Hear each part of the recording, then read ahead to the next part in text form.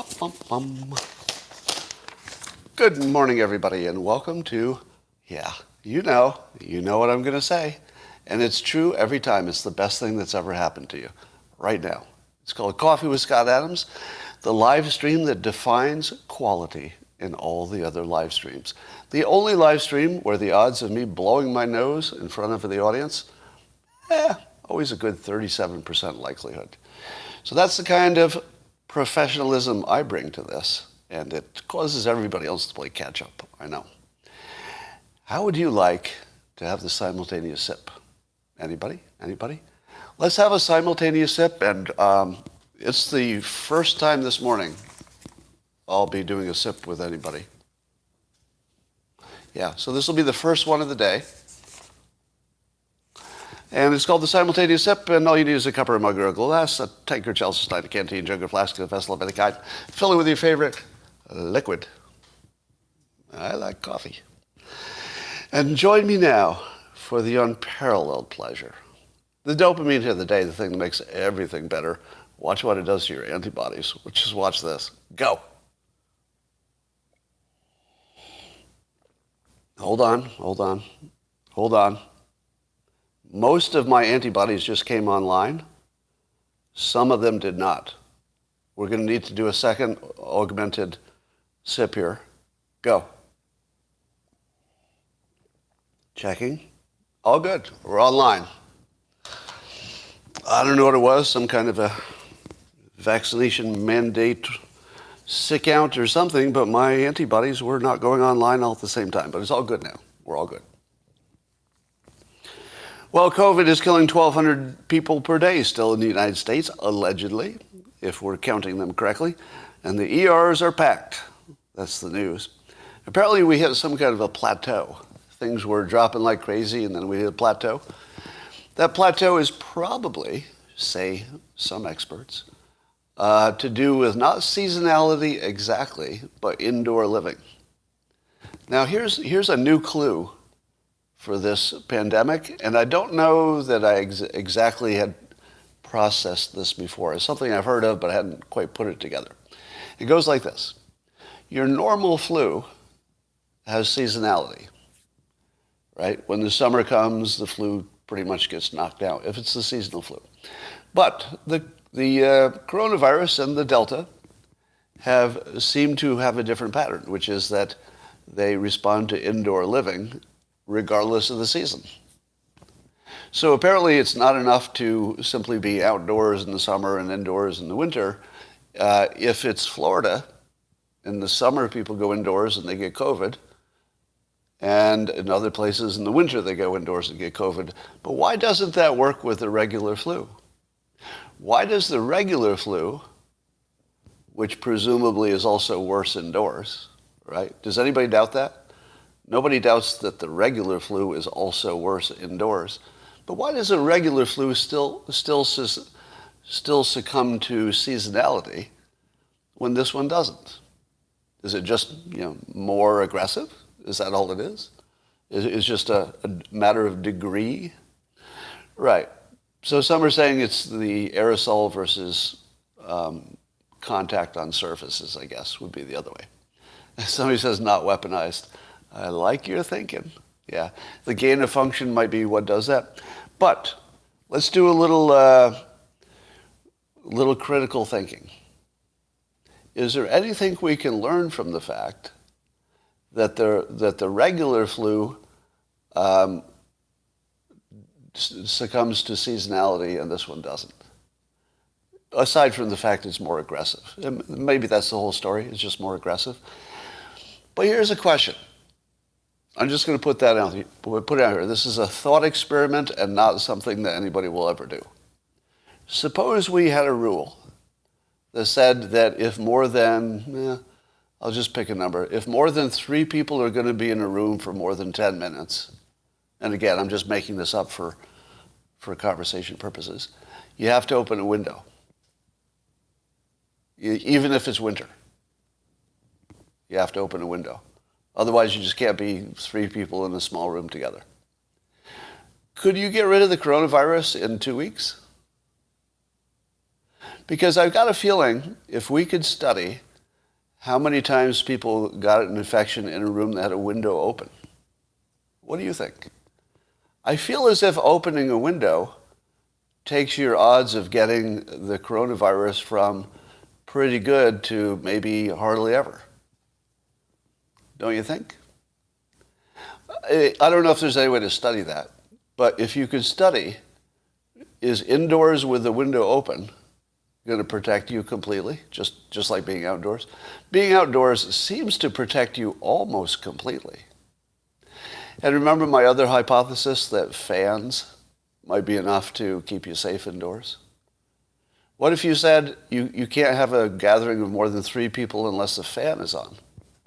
Turn the fan on. And the fan would just be to disperse whatever's in the air so that even if you were infected, it'd be such a small load as opposed to a big plume. You know, you don't want to stand in a plume of COVID. But if you were in a room where there was just like trace amounts floating around, you'd probably be fine. I'll bet you. So here's a bet. It's an easy bet because we'll never do it. We'll never find out. I'll make a bet that if you had a rule and people followed it, of course they wouldn't, but if you could, that you shouldn't have more than 3 people in the room for more than 10 minutes without a fan on, or let's say ceiling fan or any kind of a fan, or a window open, something like that. I'll bet it would end the pandemic. We'll never know. Elon Musk decided to sell $5 billion worth of his stock. Some say it's because he needed some cash to pay some tax liabilities from some stock options he exercised or something. I don't know the details, but it seems related to, please stop what? Steve, what are you telling me to please stop the topic? Because I'm going to pop you off the channel here. I don't like that kind of comment. All right, Elon Musk sold some. Here's the best part of the story. Elon Musk doesn't do anything boring. I don't know how he does it, but he's somehow genetically designed where he just can't do boring things. I don't know if he knows how. And so instead of just selling some stock and paying his taxes like some quiet billionaire might, he does a Twitter poll and then tells people that he'll follow whatever the Twitter poll says. Now, the funny thing is that there's nothing less scientific than a Twitter poll. I mean, really, that's just ridiculous. So here's a guy who's going to make multi-billion-dollar decisions based on a Twitter poll. That is just the best. That's just the best. Like, it's impossible for him to be boring. Somehow he made the most boring thing, I'm going to pay my taxes, into exciting, because it turned into a Twitter poll that wasn't scientific. So I guess the poll said he should sell some stock. He was talking about 10% of his holdings, but he sold $5 billion worth, and it looks like he actually is doing what the Twitter poll said. And Tesla stock is up today, somebody says. Anyway, there's not much meat to that story. It's just that everything he does is interesting. Here's some fake news. Fake news on Fox News. How many of you think that Fox News sometimes has some fake news?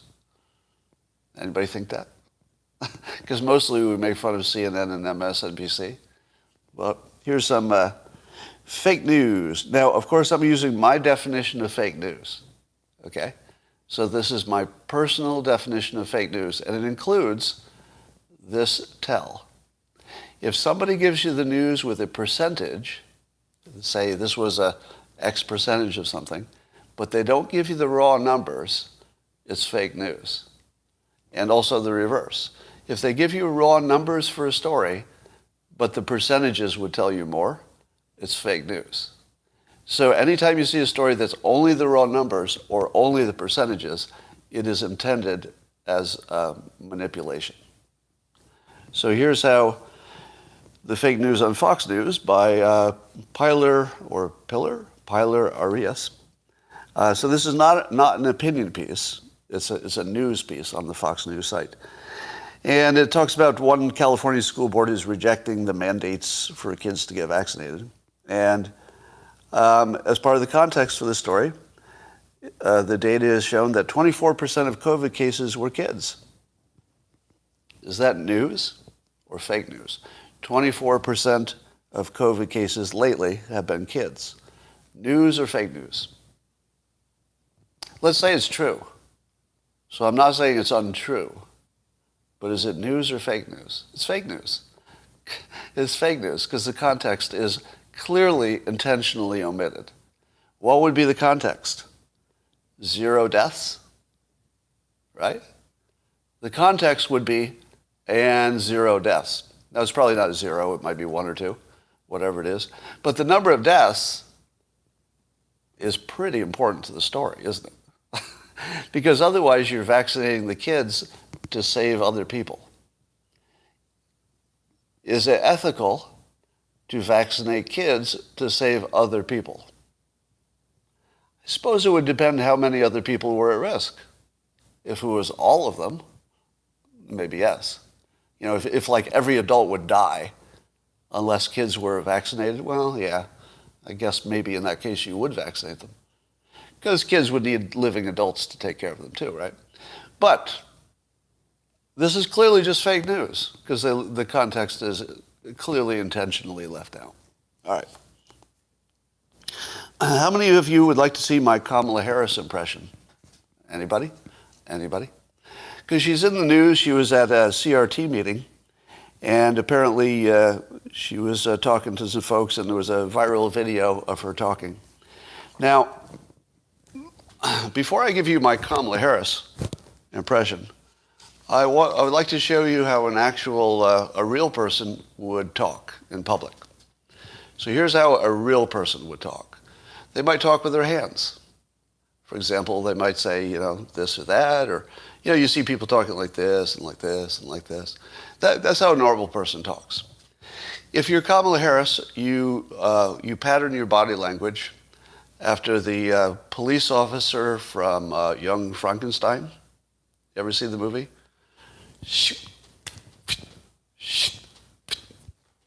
I mean, if you've seen the movie, that's pretty funny. All right, so to do your Kamala Harris impression, we'll adjust things. I got to stand up for this. You need it. Whoa, hell. Technical difficulty over here. What the hell? I say again, nobody's ever made a stand for a monitor that isn't shitty. Number one, you need an unstylish blazer. So I can use a man's jacket because, well, trust me, it's going to work. All right. So you put on the unstylish Kamala Harris jacket. Now, when she appears in public, she also wears a mask. So you put the mask on. And then, because I don't have a wig, so I'm going to cheat a little bit by taking off my glasses. There you go.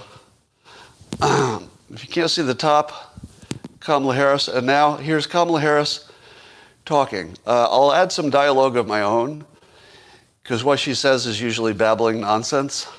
But watch the body language. So if you have the critical race theory, what you do is you've got a plan, and then you execute the plan, and then you execute the plan, and then everything is fine. It doesn't matter what I'm saying. Just watch my hands. I'm not nervous. I feel very comfortable talking in public.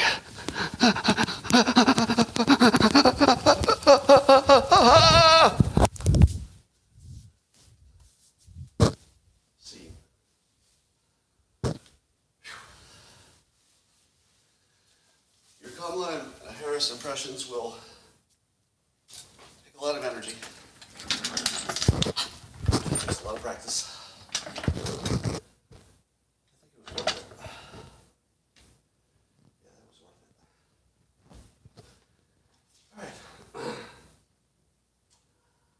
The U.S. is third in math performance according to an international competition.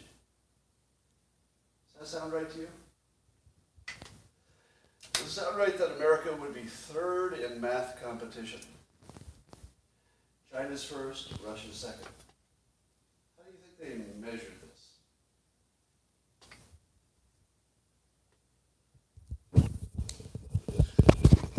Lost a microphone. I'll bet that's better. All right. Here's my problem with comparing math performance across countries. If you're the best math student in China, do you think you have a choice about being in a math competition? What do you think?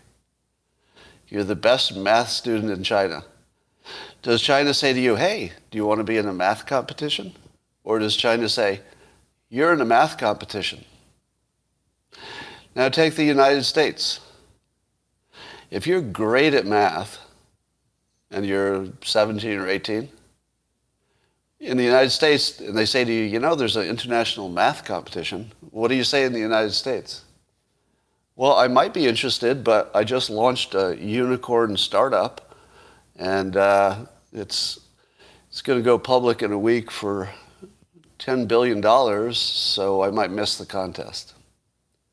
Here's the thing.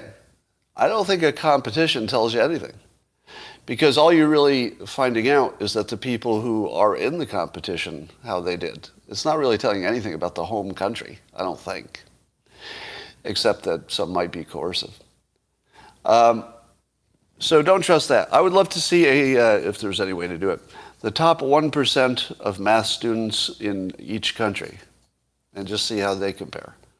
Because it doesn't really matter if everybody else is good at math, because we don't use it that much. I mean, sometimes I'll use a little algebra, believe it or not, sometimes. Every now and then it comes in handy, but not often. And then if I had to have a workaround, I probably could. So, anyway, we teach math to too many people who will never use it. I think it's a waste of time. And so I would say 80% of math education, the higher level education, in my opinion, is completely waste of time. But is certainly useful for the top, say, 10% of students. And certainly everybody should learn at least algebra. I think at least algebra, but maybe that's about it. All right, here's some fake news from CNN. Now, this is in an opinion piece by Michael D'Antonio. So the opinion pieces are a different standard, right, because it's opinion. But it's on a news site. And I don't think CNN would allow an opinion on a news site, their news site, unless the facts alleged in the piece were also facts that CNN says are facts. Would you agree with that? That even though it's an opinion piece, the editors aren't going to put it on CNN's page unless the factual claims are actually accurate, according to them. So here's a factual claim by Michael D'Antonio on CNN, on their website. He says, I'll skip that part. He talks about a well-documented and objective truth of Trump's election defeat. So he says there's a well-documented and objective truth of his election defeat. Is that a fact? That is well documented and objectively true? No. It's objectively true that no court has ruled that there was a substantial fraud. Not looking for something isn't the same as not being there. The courts don't look for fraud. They only judge what's brought to them. In most cases, they didn't have the standing or the jurisdiction to even rule on it. So basically, no fraud was really looked at in any serious way. The audits looked at the obvious stuff, but they can't audit everything, including the electronic stuff. So yeah, that's just fake news. But CNN readers would not know the difference. I've told you many times that our opinions are assigned to us, but it's hard to see it, right? Because you think your opinions come from some internal process. There are only a few situations in which it's really obvious that your opinions were assigned to you. And I'm going to give you one of those. Now, I'm not talking about you necessarily, right? So this doesn't mean you specifically. But the public has an opinion, a collective opinion, both left and right, right? This one won't even be much difference, left or right. This is an assigned opinion, and when you hear it, you're going to know it right away. But it was invisible until I mentioned it. Watch this. If Christopher Steele, of the famous Steele dossier, had been an ex-Russian spy instead of an ex-British spy, would we say that he was part of Russian interference? If Christopher Steele had been an ex-Russian spy, would we say that Putin was involved? Yes. Yes, 100%. And why would we say that if Christopher Steele, in this hypothetical, if he was operating independently and he was no longer working for an intelligence agency, maybe he didn't even live in the country, didn't even live in Russia, would you say, well, that doesn't count because he's independent now and he's ex? You know, he's not part of the intelligence. He used to be, but now he isn't. So would you say, oh, okay, that's a distinction that matters. So we won't say that Putin's behind it because he's not really working for Putin anymore. But he's an ex-British spy, and yet both the left and the right believes that an ex-British spy has no connection back to his home country and intelligence agencies. But you wouldn't believe that if you were an ex-Russian spy, would you? Here's why you would never be able to come up with this opinion on your own. This is how you know it's an assigned opinion. Nobody would come up with this opinion on their own. If you heard he was ex-M6, is it? Ex-British intelligence, you would say to yourself quite reasonably, there's no such thing as ex-British intelligence, right? You would never say to yourself, there's such a thing as an ex-spy, because there isn't. There are definitely people who are not on the payroll, and there are definitely people who are not taking orders from, their old bosses. That's true. But if he's about to do something that has international repercussions at the very highest level, he checked with his old boss. Let me say that with complete confidence. I mean, I don't know. I don't have facts to back it up, right? But do you think there's any chance he didn't check it with the Home Office first? Even though he doesn't work there, he's an ex-spy, doesn't owe them anything. But you don't think he checked with them first? Really? Because if he were Russian, you'd be sure he did. You'd be sure he did. But because he's British, our press just ignores it. And because it's ignored, you don't come to the conclusion that he was actively involved with Great Britain in trying to interfere with the elections. This is an opinion that nobody would come to on their own. And yet, both left and right came to this opinion that Great Britain is not really involved in interfering. Do you see it? Am I wrong that once I point it out, you can see that this is an assigned opinion? Nobody came to this opinion on their own. Now, some of you, and I can see it in the comments, some of you were there all along saying, wait a minute, there's no such thing as an ex-spy. Exactly. You can never be completely exed, right? Yeah, it is a good example, isn't it? This one will bother you if you think about it. Because if you had never once thought, wait a minute, Great Britain definitely interfered with our election. If you've never had that thought once, then you accepted an assigned opinion uncritically. All right.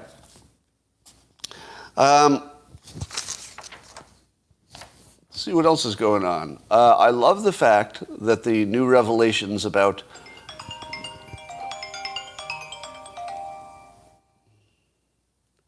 Hello? Hello? My potential spam doesn't want to talk to me. Okay. I thought that was going to be fun. So what's funny is that now that we know that the Steele dossier was at least coordinating with the Democratic campaign for Hillary Clinton. Now that we know that, and clearly this is worse than Watergate by a lot, by like a factor of 100, it's not even close. Where's Carl Bernstein? The guy that CNN trots out to say that anything that Trump did was worse than Watergate. They can't bring him on TV anymore. The funniest thing about this is that he's got to be completely shut out.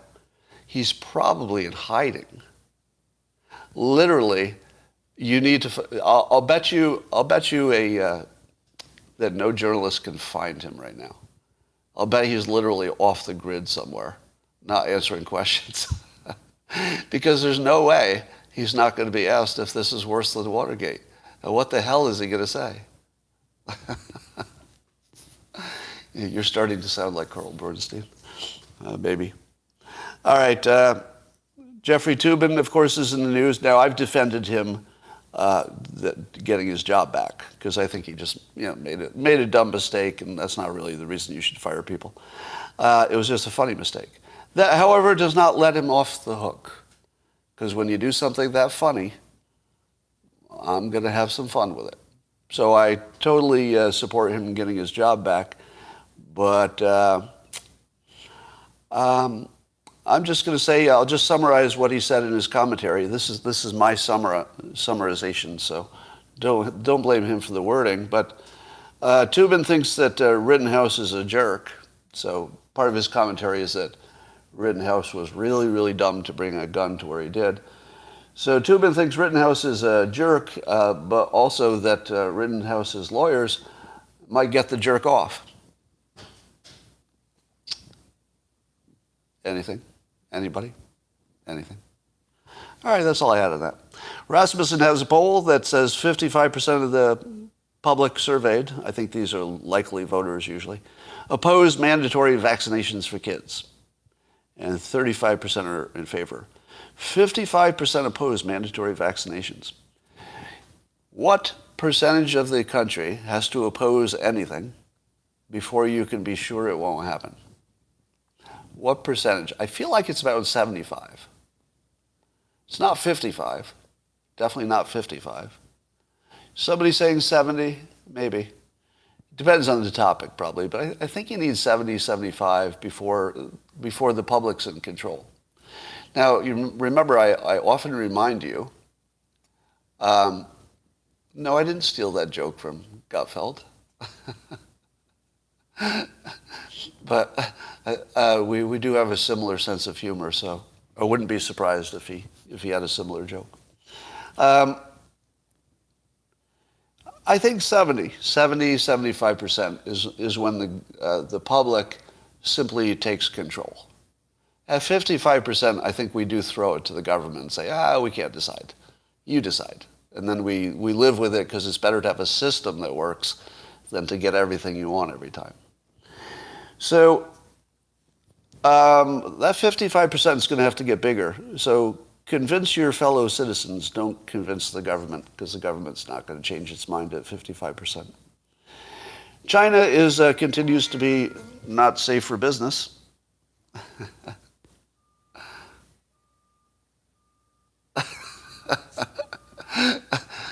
Greg Gutfeld just texted me to say that that wasn't his joke. He says he's mad he didn't come up with it. So I guess Greg is watching. Hi, Greg. Anyway, there's a new COVID policy in Shenyang, China. I learned about this in an Ian Bremmer tweet. By the way, you should follow Ian Bremmer. You would be one of the, 20 people on Twitter that say useful, good things that you wish you knew. So follow Ian Bremmer on Twitter. But here's the new China COVID policy. All visitors are quarantined for 28 days in a hotel. So for 28 days, you don't have any human contact up close. You get tested 7 times during that period, and if all clear, you have to go self-quarantine at home for another month. So 28 days in a hotel quarantine, followed by a month quarantining at home. That's 56 days of isolation. 56 days just to visit China. Now, that's pretty serious. But it's also one more reason not to go to China, in case you needed any. So anybody who's still doing business in China, unless you have existing business there, which I would understand, you need to think about getting out of China. Well, Michael Malice, if you don't follow him, you should. He's another great follow on Twitter. Had this great tweet today. He said, blue-pilled people use language as a way to avoid thought. Their cognitive process is entirely different. They use phrases delivered to them by the corporate press to close off thoughts where a critical mind would otherwise go, akin to sewing up a hole in clothes. And I do believe that's pretty much there. Now, I call that word thinking, where you use words that sound right to replace any critical thinking. But yeah, they do use language as a replacement for critical thought. That's actually true. It's a good observation. All right, so let's talk about Kyle Rittenhouse. This trial is really interesting, and not for good reasons. It's interesting in all the wrong ways. For example, today there's a hashtag trending, Kyle Rittenhouse is guilty. What? Kyle Rittenhouse is guilty? The entire trial is about having no evidence. No evidence of any crime has been even presented. No evidence that looks like any evidence, really. So there are people who could watch this and still think he's guilty? Of what?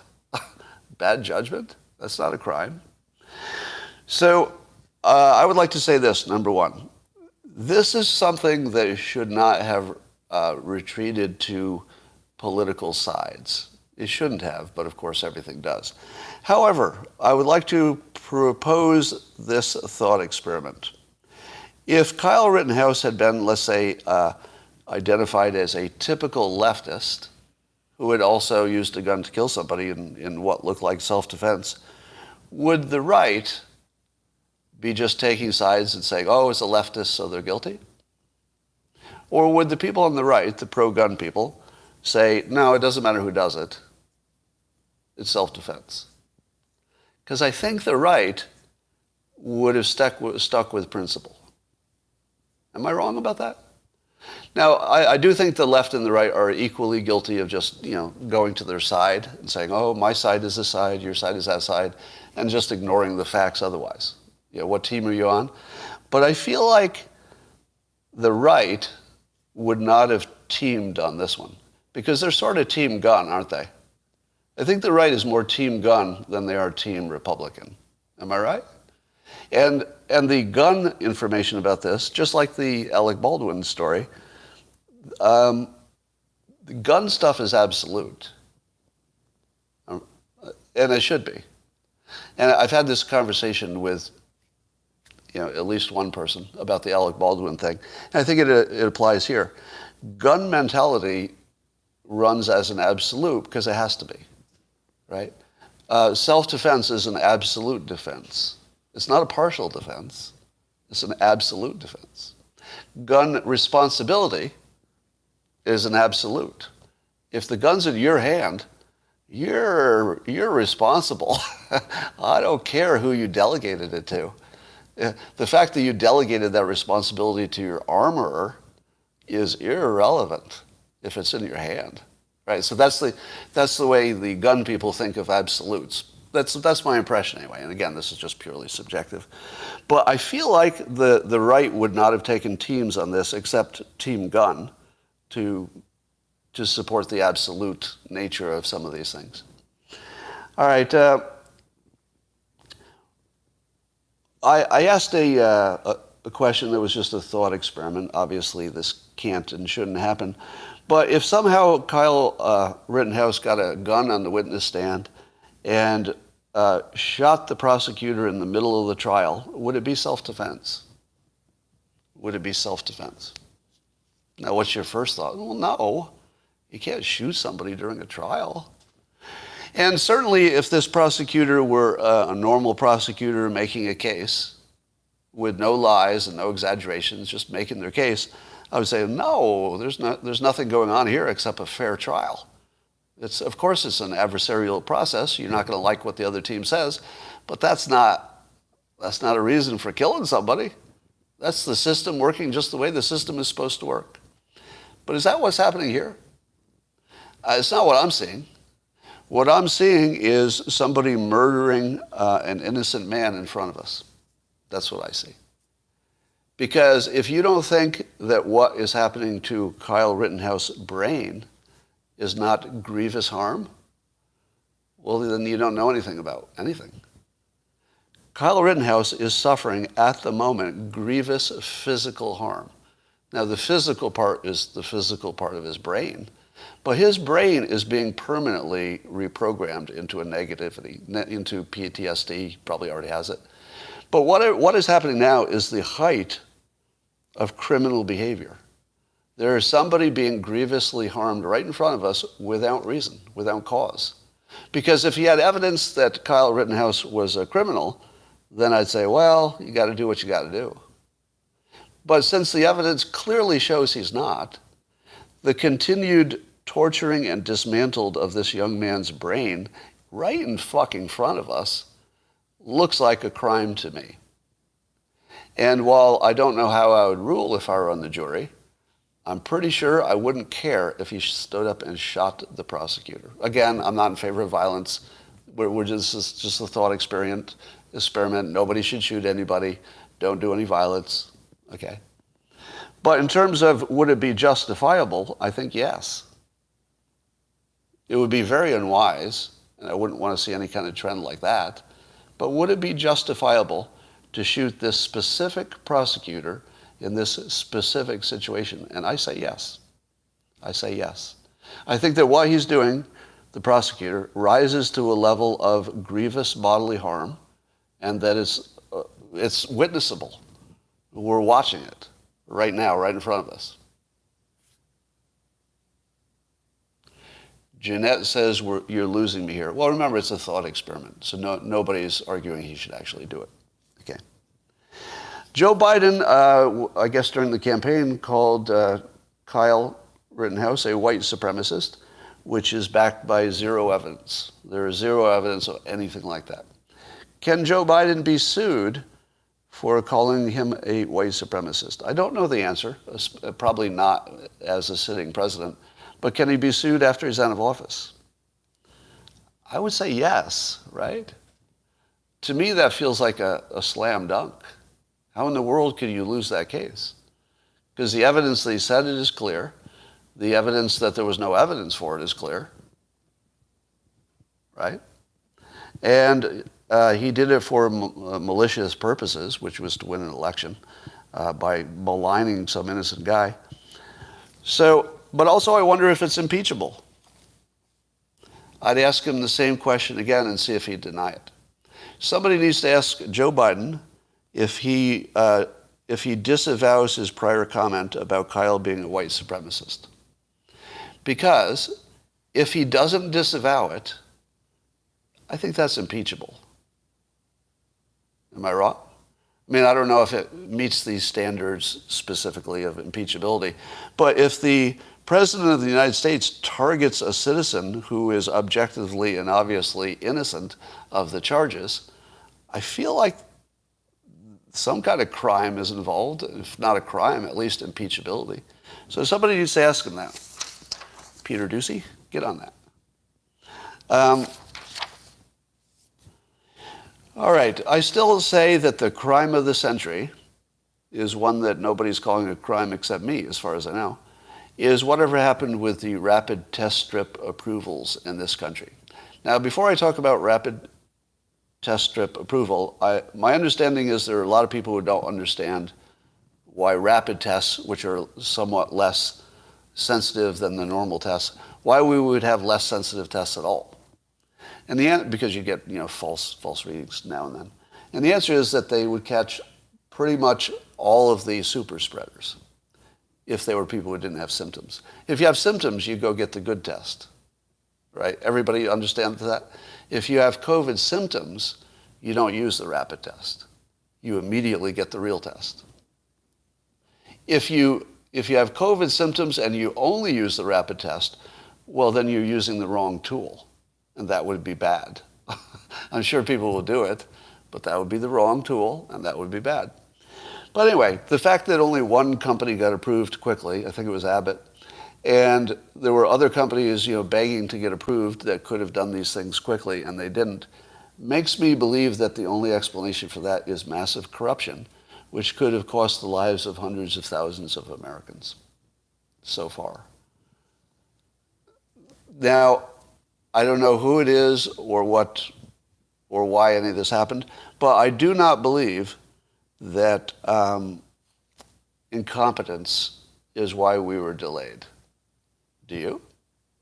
How many of you think that the correct explanation of why we were delayed so much and other countries weren't was incompetence? Because remember, the things that we didn't approve were approved by other big countries that are also smart. Why would that be? Can you think of any reason other than corruption? Because I can't. I can't think of any reason other than corruption. So my assumption is that there's some corruption here hiding in plain sight that is just insane. But let me complicate the story a little bit. As Adam Dopamine tweeted today, not his real name as far as I know, that the FDA is going to meet on November 30th to discuss approving therapeutics. The pills, I think Pfizer has some therapeutic pills. And right now, I guess Burroughs Wellcome has something, and Regeneron, now you can get a shot of Regeneron that acts as a therapeutic, or actually a prophylactic, and therapeutic, I think. So they're going to meet on November 30th. What's your first reaction to that? They're going to meet at November 30th to discuss it. What's your first reaction? They're going to meet on November 30th to discuss it. Here's my first reaction. It's November 11th, and we're in a pandemic. Who decided to wait all that time to talk about the most important thing that they need to talk about? Is there something more important than this? What were they doing that was more important than this? Thanksgiving? Vacation? Family leave? This looks like corruption too. Because the faster you get therapeutics, the faster the demand for vaccinations will go down. Because a lot of people are going to go all Joe Rogan on this, right? They're going to go they're going to say, I don't need the vaccination because these therapeutics look good. So I would say that this delay might be scheduling. It might be incompetence. But in the context of what seems to be more obvious, probably financially related crimes or corruption, this delay itself looks like corruption to me. Doesn't it look like corruption to you? Because I don't really understand why you can't do this tomorrow. Do you? My understanding is that Pfizer has the data. If they're waiting for data, then yes, of course. But the data is already out, right? And how long does it take to look at the data? I guess other people dig in and ask a lot of questions and stuff. But I suppose that process might be happening between now and the 30th, and it's just part of the process. But somehow, in the context of not trusting them in general, I'm not sure I'm going to automatically give them the benefit of the doubt on this. Anyway, so that's what's going on. And I'll just put this out there. If Trump were president, do you think the FDA would wait till November 30th? Or would he be kicking their ass to do it faster, if that's possible? Now, again, we don't have enough information. So it could be that, a bunch of FDA analysts need to study it and it just takes that long and blah, blah, blah. But I have a real doubt that it takes that long to study it. Because the only data they have is going to come from Pfizer, right? And Pfizer's been all over it. And it shouldn't take that long for somebody who at least understands how to look at the numbers to know if this looks legit or not. Okay. So I think Trump would have made that better, and if not, we can imagine that he would have. And so I've asked this provocative question: if Trump's election strategy, now we don't know for sure he's running, but I think he is. If his election strategy is just to stay chill for a while and wait for the public to beg him to come back, it's working. If Trump's strategy is to just stay chill, don't make a new provocation. You know, he responds to everything in the news provocatively, but that's okay because that's just in the news. But don't come up with something that's brand new. Don't come up with something that's brand new and be provocative about it. All he has to do is hang out because the Democrats are doing such a bad job. People are going to beg for him to come back just to fire people. Just to fire people. Because at least we know Trump is good at that. Now, Trump was asked on an interview recently why he didn't fire Fauci.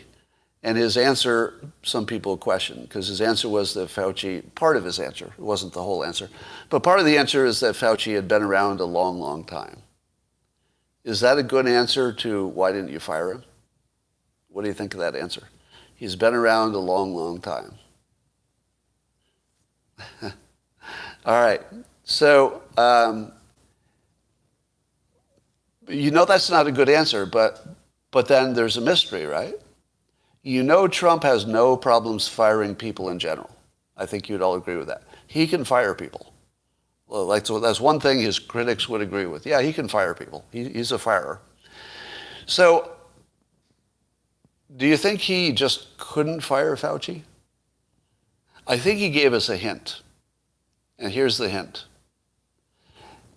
Fauci had such a high credibility, partly because he'd been around so long, that firing him would have made Trump look like the guy who doesn't believe in science and believes in hydroxychloroquine and drinking bleach, according to his critics. So I believe that Trump was actually in a corner. I think that he correctly read the room, which is what he does well, by the way. Trump will never get the credit he deserves for how well he reads a room. You know, the room being the country in this case. He can read a room. And I'm not sure everybody else can do that. He just has that skill. He can read the room in a small room, and he can read the room in the country. And I think he read the room, and he said, if I fire the guy that 60% of the country thinks is the smartest guy in the game, I'm going to lose credibility. And I don't think it was a bad thing that he had a good cop, bad cop situation going on. I don't know that I hated that. Did you? When you see the little divisions maybe between Fauci and Trump, at least in terms of how they messaged and stuff like that, I felt that was a productive tension. I wanted to see that. I wanted to see it play out. So I think that his instinct to not fire Fauci was actually well thought out. It's hard to know, you know, maybe it would have worked out better if he had. We can never know the future. But I feel like my instinct would have gone the same way. I feel like you needed to keep him around, even to keep him around as a punching bag, which is what happened basically. So even keeping him around as a scapegoat, right? It was probably a good play. Probably a good play. So, and I think that Trump hinted at that by giving the answer, non-answer, which is he's been around a long time. That's sort of a indirect way to say he has a lot of credibility. So firing him would be obviously some blowback. So Biden is a failure for not firing him? I don't know. You know, I have a different opinion about Fauci and the experts than most of you do. And part of it is that being wrong is sort of built into their job, right? We ask these experts to give us, you know, a confident opinion about stuff in a situation that's never happened before. In other words, this specific kind of pandemic has never happened before. So anything that Fauci said was true or probably true or a prediction, I don't know, if he gets that stuff wrong, I think that's just the situation. I think that's the situation more than Fauci. I think he's in a situation where being wrong is just sort of built in. On YouTube, somebody says, Scott loves the pandemic. So I saw Scott Gottlieb say that he thought the pandemic would be essentially over in January. What do you think? Do you think the pandemic will be not over, but it will be taking out a pandemic and into endemic territory? Just we got to live with it in January? Does that seem too soon to you? I feel like that's optimistic, but it depends on the therapeutics. If in June we can take a pill that reduces our odds of something by 80% or something, yeah, I think we're endemic at that point. Well, those of you who say COVID is over, keep in mind that the ERs are at capacity, and largely because of COVID, not totally. So there's still a medical capacity issue with COVID that's very real. Look to Germany. No, I'm not going to look to Germany. As I often say, leadership will not be the thing that was the most predictive here. How to deal with a family member who is incredibly afraid and has cognitive dissonance on COVID. Yeah, I don't know. I suppose just giving them context could help a little bit, but fear is the best persuader. So if somebody is afraid, it's hard to change their mind. You can't make people less afraid unless you really, really work on them for a long time, and they want to be. They'd have to want to be less afraid, and I don't know if they want to be.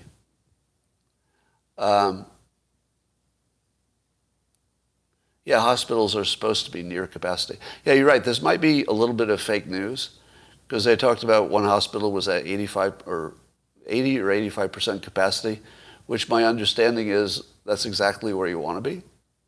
That's my understanding. Staffing defines capacity. Well, largely, but not totally. There definitely is some space limitation and equipment limitations. Yeah, their business model is they require full hospitals to make money. So it's a little unclear how much of this was fake news. Sophistry, you just took both sides. What did I take both sides of?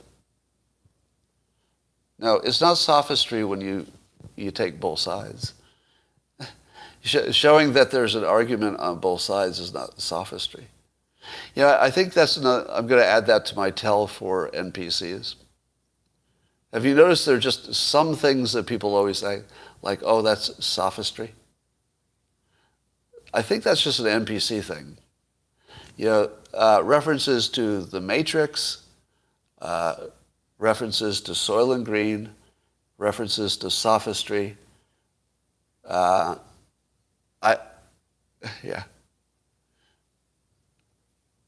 think that those are all just somebody who doesn't have critical thinking, maybe an NPC.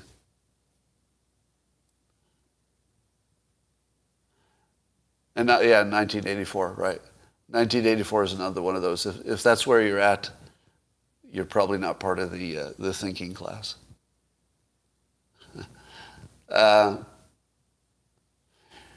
Robert says, which FDA employee worked for Abbott Labs? No, that's not the right question. That's almost the right question, Robert. The real question would be, who at the FDA was specifically in charge of deciding which rapid tests are evaluated? So I would go a little bit deeper and find out who specifically was in charge.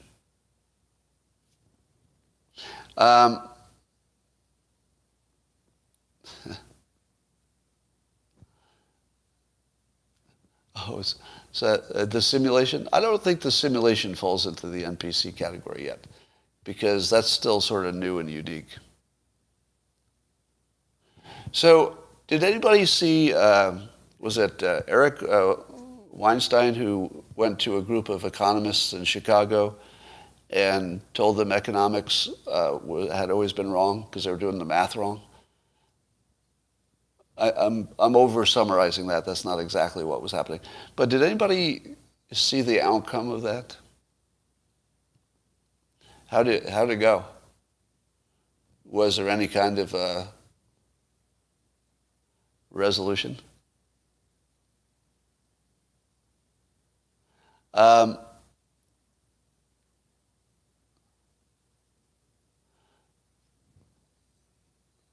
Eric or Brett? Wasn't it Eric?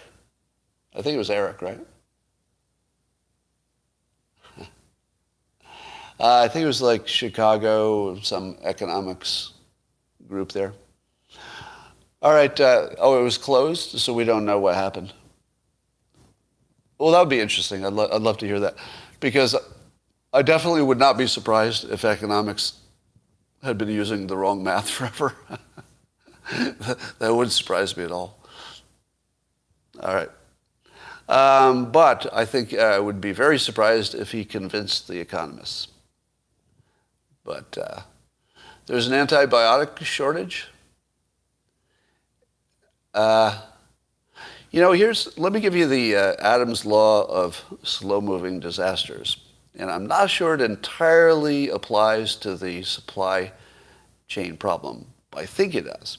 Now, the supply chain was sort of hit us kind of quickly, right?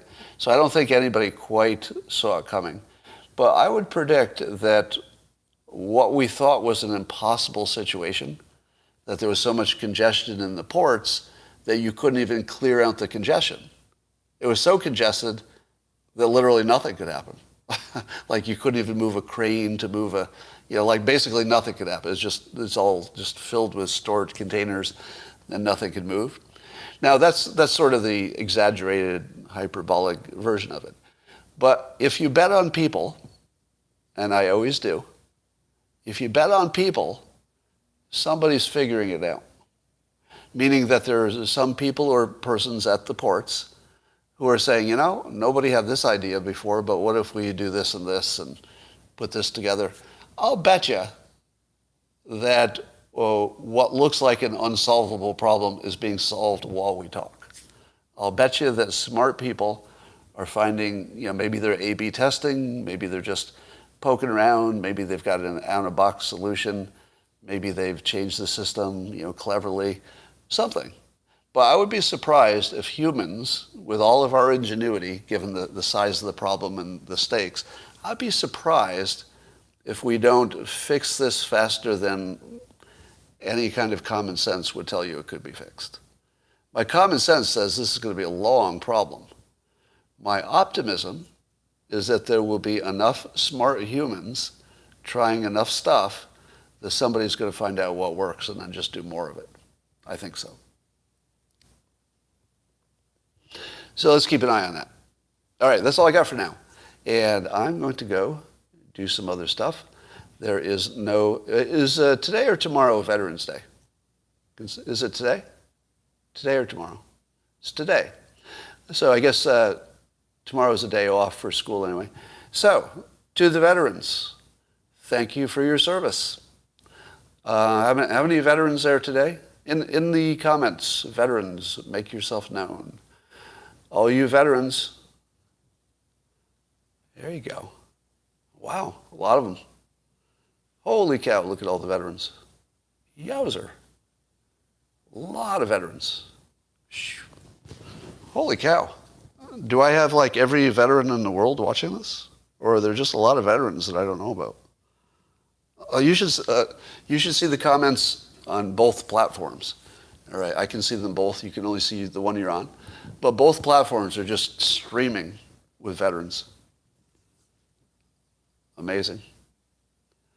All right, and spouses of veterans, so thank you for your service too.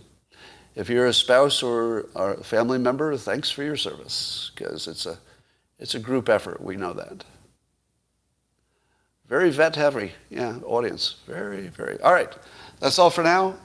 Respect to the veterans, and we will talk to you